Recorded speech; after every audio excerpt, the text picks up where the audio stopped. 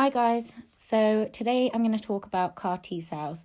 And for anyone that hasn't heard of CAR T cell therapy, it's a type of immunotherapy that uses a patient's own T cells, which is a type of specialised white blood cell, to fight their cancer. So step one is to isolate some blood, and then from that you isolate the white blood cells, which will include the T cells in it.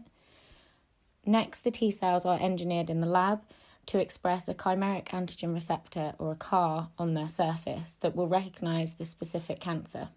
And the way to do this is to introduce a viral vector which contains a gene encoding the chimeric antigen receptor in it to the T cells.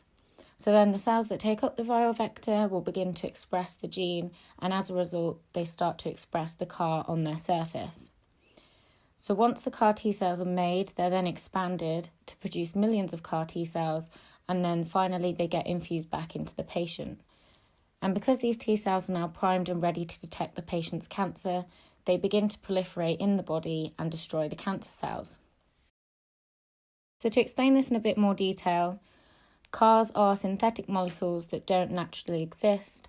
So in order to generate a CAR that will recognise a specific cancer, scientists first have to identify potential targets known as antigens on the surface of cancer cells, which can then be used to create a chimeric receptor that will bind to these antigens.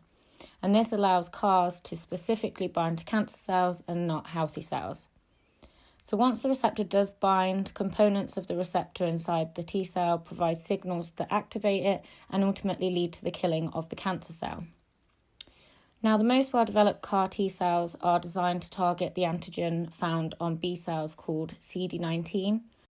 Now, one of the earlier clinical trials for CD19 targeted CAR T cell therapies was in children who had acute lymphoblastic leukemia that had relapsed. So usually the options for these patients are pretty limited because their initial chemotherapy or stem cell transplants haven't worked, meaning that their chances of survival are actually pretty low.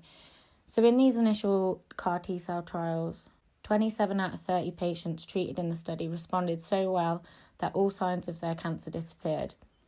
And this led to an even larger study, which was also successful, and led to the approval of this CD19 targeted CAR T cell therapy called Kymriah, which is developed by Novartis, and that gained FDA approval in 2017, and then both EMA and NICE approval in 2018.